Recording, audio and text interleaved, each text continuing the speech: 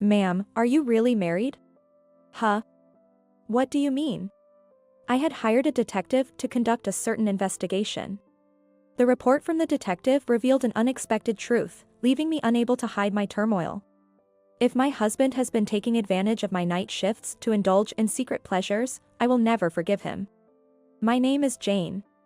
I'm a nurse working at a general hospital. The first Thanksgiving after our marriage is coming in 2 months.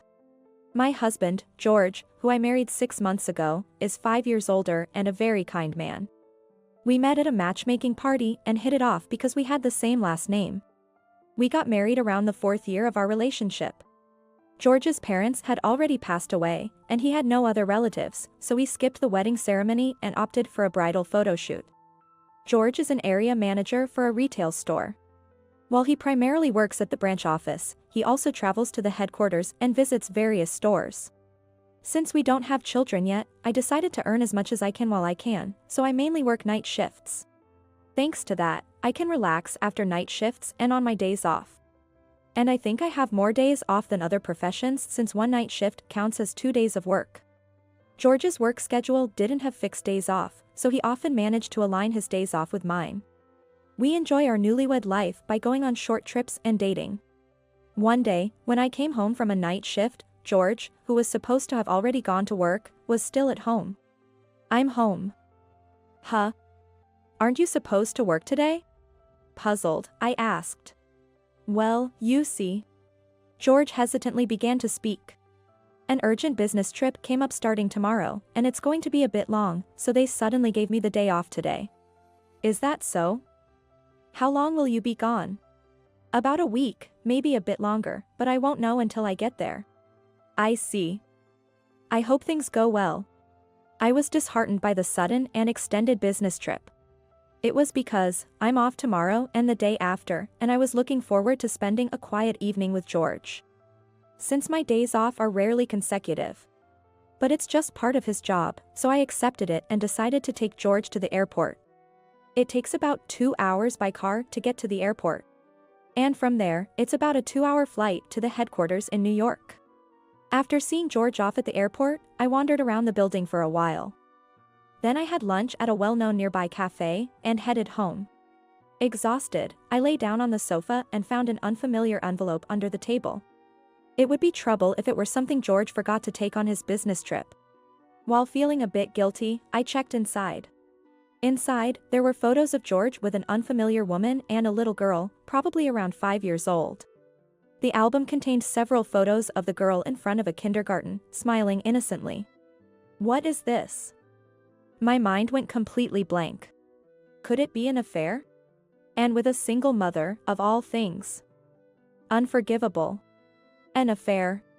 With that thought, I found myself unconsciously calling George's company.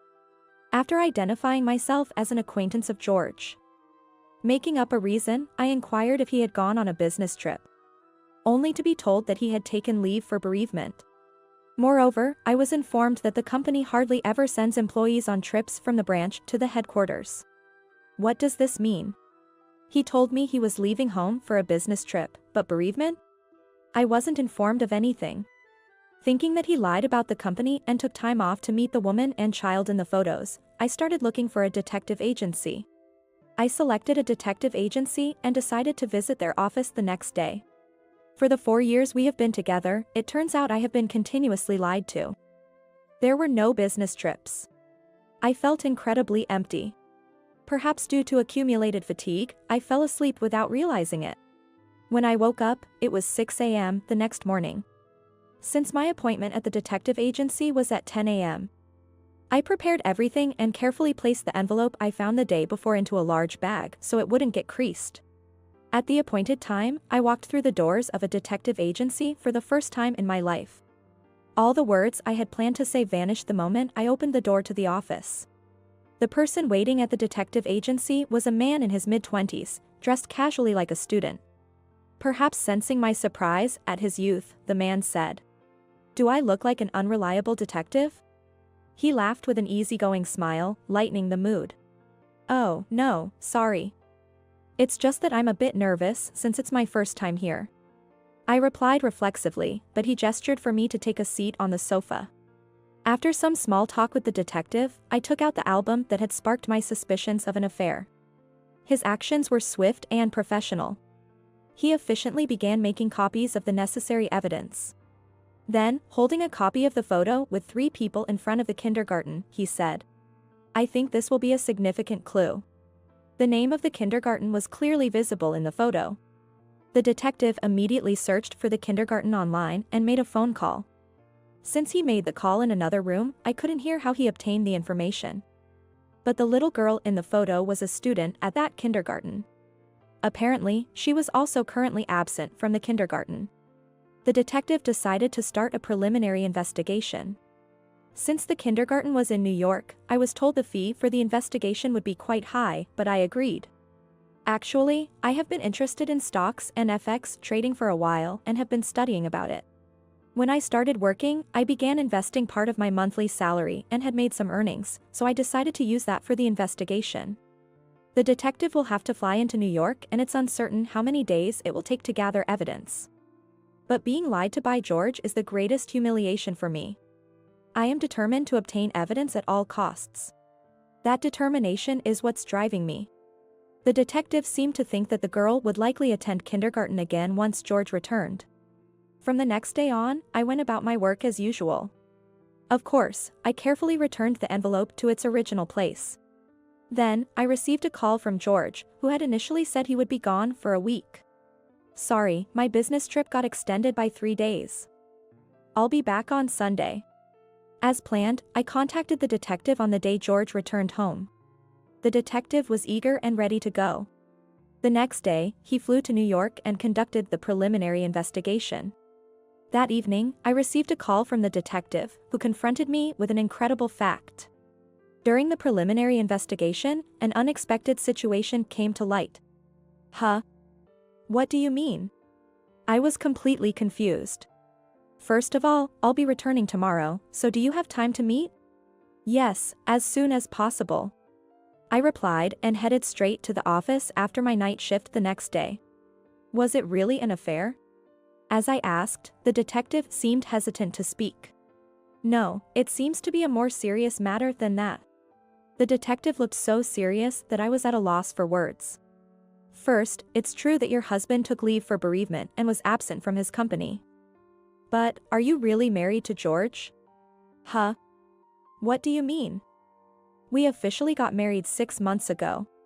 Actually, when I followed the 2 of them from the kindergarten to their home, the neighbors said that he relocated here 4 years ago alone for work, returning to New York only a few times a year. It seems he stayed in New York for about a week for the funeral of his wife's grandmother." "That can't be." I was speechless. "Since you and George originally had the same last name, I can't say anything for sure at this stage. But I recommend you check at the county clerk's office." Taking the detective's advice, I thanked him and went straight to the clerk's office. There, I asked for a copy of our marriage license.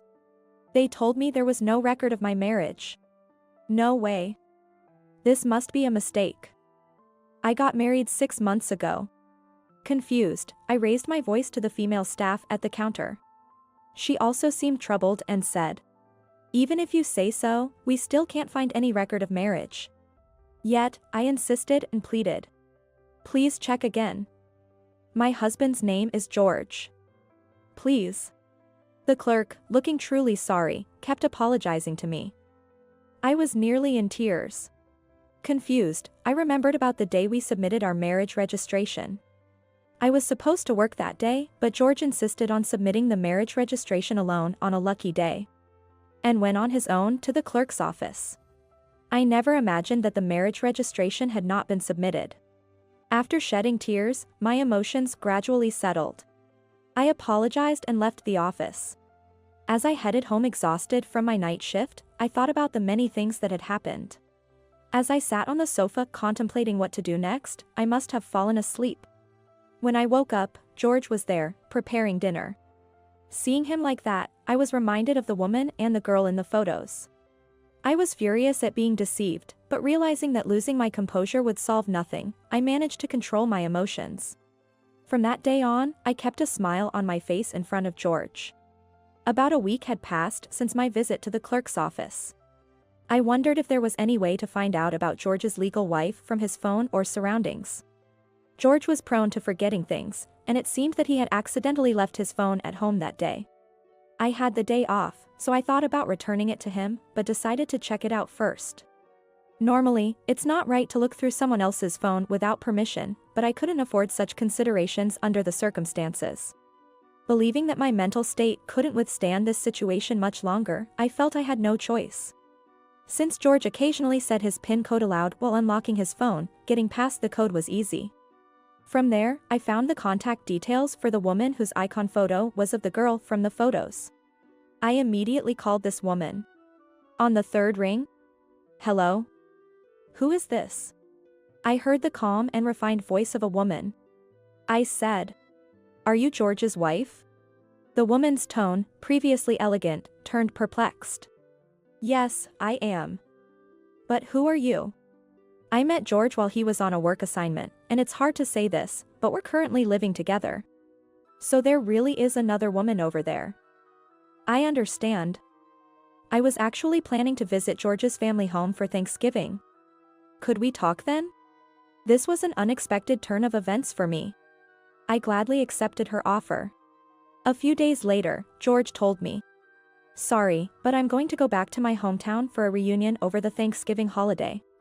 I had been waiting for George to say this. Of course, I immediately agreed. According to the woman, George's hometown is just nearby. I had heard that his parents were deceased and he had no other relatives, but it turns out both his parents were alive and well, still living in the neighboring town.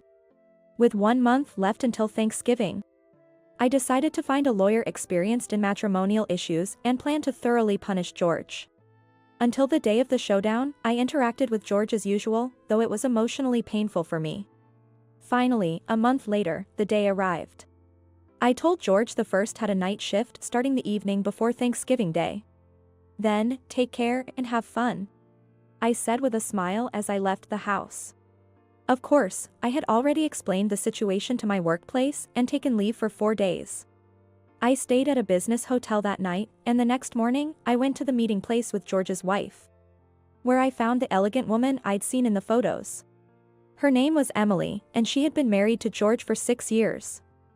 They had a 4-year-old daughter, the girl in the photos.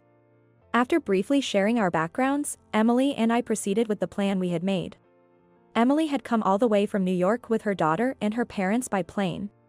Since it wasn't a conversation for a young child to hear, her daughter was with Emily's mother at the hotel. Along with Emily's father, we headed to George's parents' house.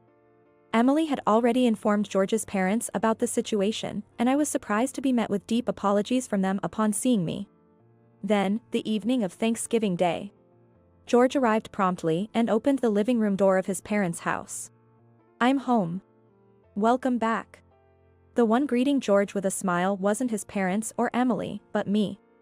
Seeing me, the color drained from George's face. "Why are you here?" Shocked, George faced me as I said, "What's all this? Weren't you married to me?" I replied with a calm smile. "No, this is." George stood there, pale and unable to move. Then Emily, her father, and George's parents all appeared, completing the group. Everyone glared at George. Emily quietly began to speak. "What is this, George? You were assigned to work here, but we had just had a child and needed my parents' support, so I asked you to come alone. But then to have an affair and now bigamy." Emily was so calm her words sent a chill down my spine. I was truly grateful to have her as an ally in this situation. I too piled on, unleashing a torrent of words. "George, so every time you said you were on a business trip, you've been meeting your family. Why did you even approach me if you were married? Thought you could deceive me? This is marriage fraud. You're such a scum. And when I inquired about your business trips at your company, they said you hardly ever have any. You have such a beautiful wife and adorable daughter, what were you thinking? I was such a fool to believe you." Faced with accusations from both of us, George let out a sigh and then, unexpectedly, started to laugh.